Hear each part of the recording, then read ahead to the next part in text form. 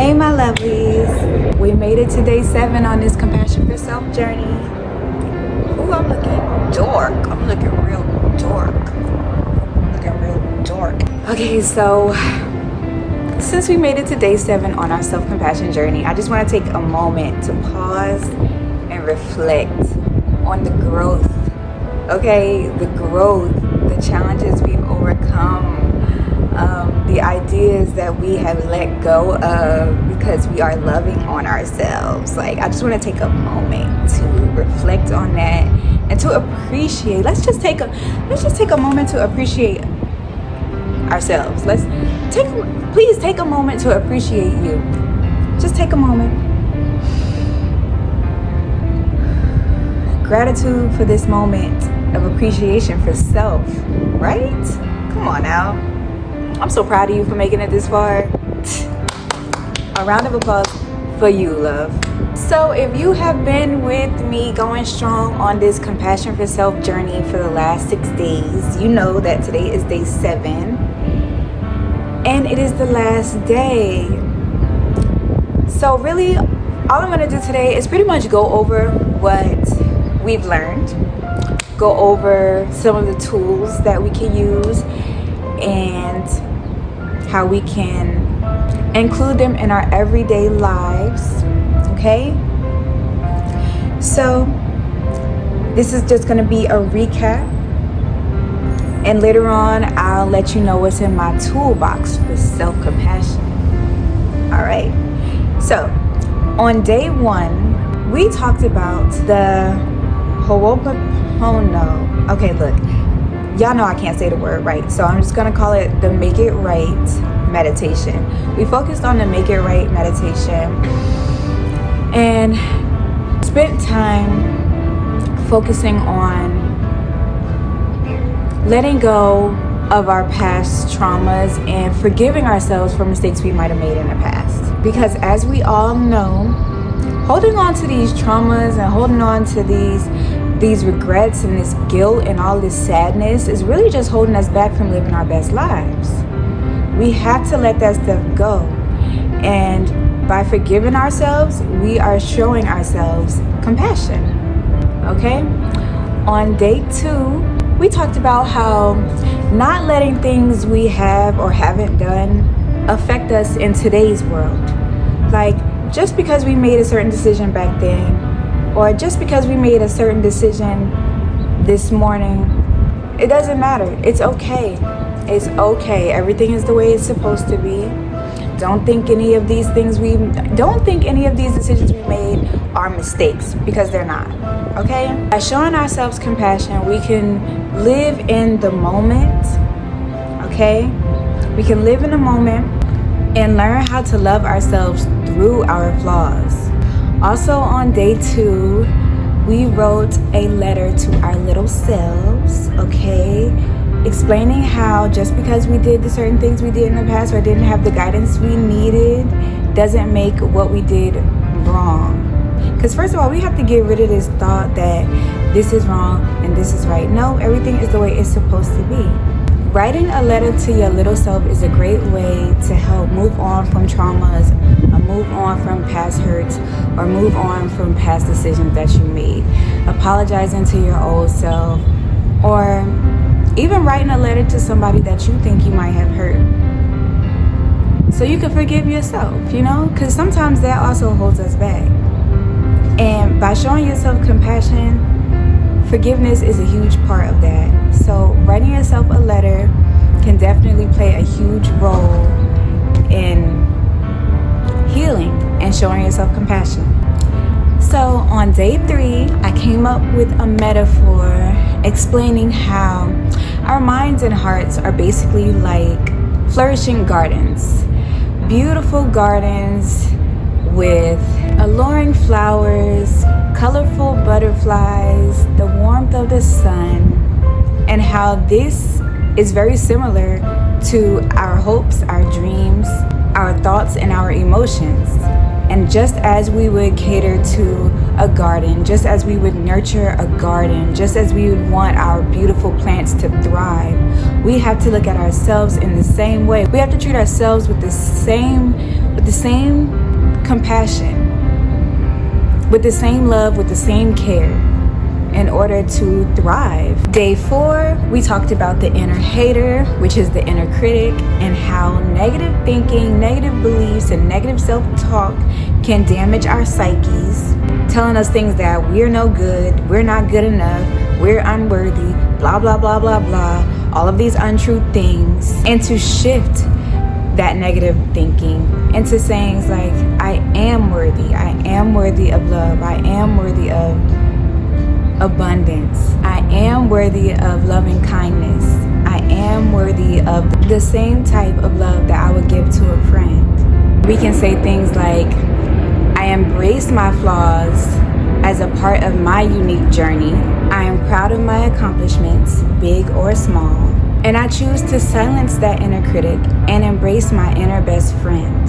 Using these techniques can shift our mind from negative self-talk to very much self-compassion.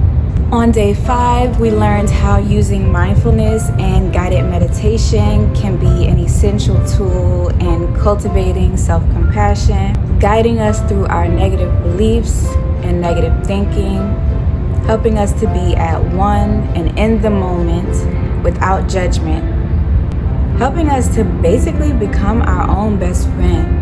I also explained how using a certain app can be extremely helpful, which I will talk more about later in the video if you haven't seen episode 5. On day 6, I brought you along with me for a day of self-compassion. I showed how small acts of self-compassion can bring on big changes in our everyday lives.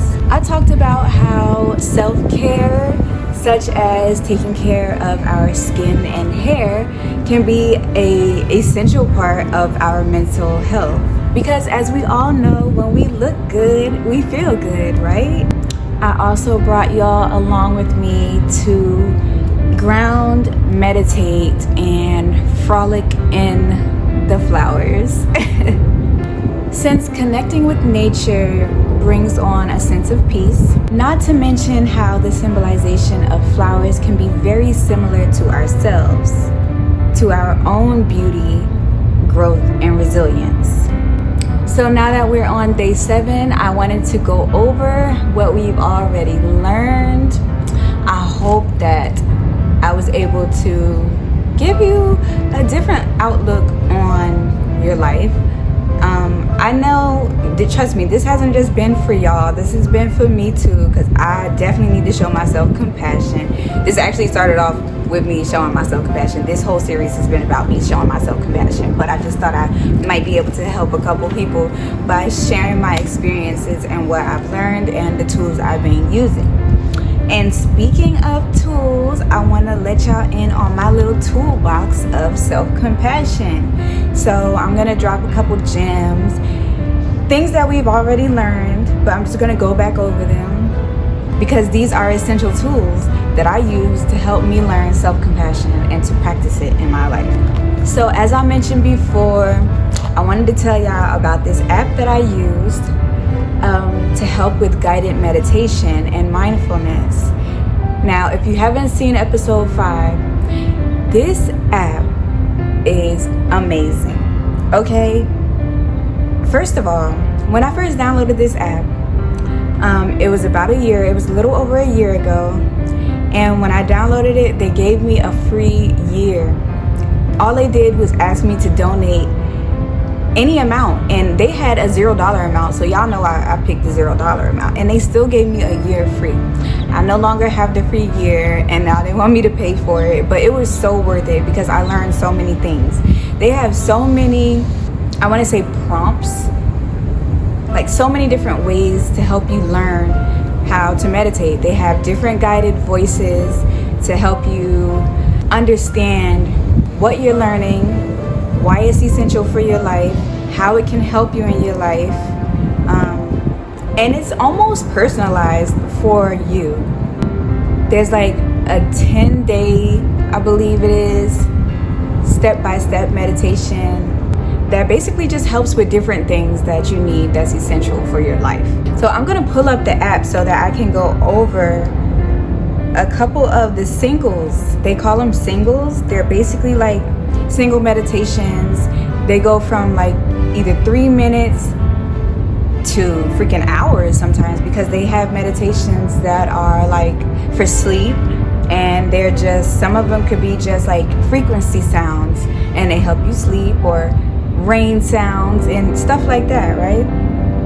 They have a loving kindness meditation. We actually did a gratitude meditation on day 5. They have a self-esteem meditation, positivity, motivation meditation, breaking habits, meditations for anxiety. They also have the body scan meditation, which is super great for mindfulness, for being in that moment, for seeing where you're feeling, what you're feeling, and not judging yourself for these feelings in that moment. They have meditations for frustration, for letting go, which is what we need to show ourselves compassion. We need meditations, guided meditations, to help us let go of certain things. There are meditations to help us relax. There are even unguided meditations. That's like when you're like a high-level meditator. They have meditations for when you're at work, easing into work, being in a flow state, or a task timer. They have meditations to help you find your focus, concentration, creativity, procrastination. They have meditations for support, forgiveness, grief, pain, and meditations to lift your mood on your commute, to energize you, to give you joy when you wake up, when you're taking a walk. They even have couples meditations. So definitely check that out. It is super, super helpful, super, super helpful. They also teach you how to visualize, okay? And if you don't know anything about visualization, it is when you're basically using your imagination to bring about these positive thoughts, to bring about the things in your life that you dream of having, using your imagination to manifest these things into reality. Sorry, loves, the app is called Balance. The next tool in my box is, I want y'all to get yourselves a journal, a diary, a notebook, anything that can help you jot down your negative beliefs and your negative thinkings whenever they come up. Write down what they are, what they feel like, why you think they are, and how you're gonna overcome them. Like, what affirmations are you gonna use to knock those stupid behind negative thoughts out of your mind? Because remember, the goal is to not let the negative talk win. Okay? We are on a journey to self-compassion. Okay? Loving ourselves. Which brings me to my next tool, which is mantras or affirmations, which are repeated sayings, phrases, statements that you say to yourself with positivity and intention of challenging those negative beliefs. You can also write these mantras or affirmations in your journal, but it works a lot better when you speak them out loud and when you actually believe in. That's where intention comes in. You have to actually believe what you're saying about yourself. So when you're believing, when you're speaking your mantras, your affirmations, and you're using visualization, what does it look like? What does loving kindness for yourself look like? What activities do you see yourself doing that brings you happiness, that brings you joy, that brings you a feeling of, man, I love myself? What do you see yourself doing? Say those things to yourself. Sing those things to yourself. Believe in those things and visualize these things so that you can bring them to fruition. And again, the Balance app is so, so helpful with helping you to visualize. The last tool in my kit would be a few self-compassion books that I'm aware of that can help you on this journey. One is called Self-Compassion, The Proven Power of Being Kind to Yourself by Kristen Neff. where she introduces the concept of self-compassion and provides research-based practices to help cultivate self-compassion into your life. The next book is Radical Acceptance, Embracing Your Life with the Heart of a Buddha by Tara Brach. I hope I said her name right. This book explores the ideas of accepting ourselves fully and gives insights and practices to develop a kinder relationship with ourselves. And the last book is called Love Yourself Like Your Life Depends on It by Kamal Ravikant. And I really hope I said their names right. In this book, he narrates and explores the importance of self-love and offers simple and actionable advice to cultivate self-compassion into your life. So those are my tools, and I hope they help. Now, what does self-compassion look like for me in the future? Let's see. First, I'm deciding to at least dedicate 2 days per week to self-care routines. I would also like to set myself a monthly reminder to reflect on my journey so that I can stay on track. Setting myself a monthly reminder is guaranteed to ensure growth on this journey of self-compassion. My goals are to have a lot less negative self-talk and to put action into the things that I've been wanting to do, but the limiting beliefs in my mind have telling me that I can't do or that I might be fearful of doing. My goal is to conquer those negative beliefs and those fears. So now it's your turn. Share in the comments a self-compassion goal that you'd want to set so that we can create a community of loving kindness. What do you think? Well, if this series has resonated with you, hit that like button so that I can know that you guys want to see more content like this. And also subscribe so that you can see more positive ways to live your life authentically. And remember, the journey to self-compassion does not end here. This is only the beginning. As always, thank y'all so much for watching. I hope y'all enjoyed this series on compassion for self. I hope you guys learned something. And I hope you guys learned something that you can share with your friends and family also. Let me know what else y'all would like to see. Let me know if you have any questions on self-compassion, on how to be authentic, on just how to love on yourself. Matter of fact, let me know anything. Put it in the comment box. And I'll see y'all in the next one. Thank you, thank you, thank you. Bye.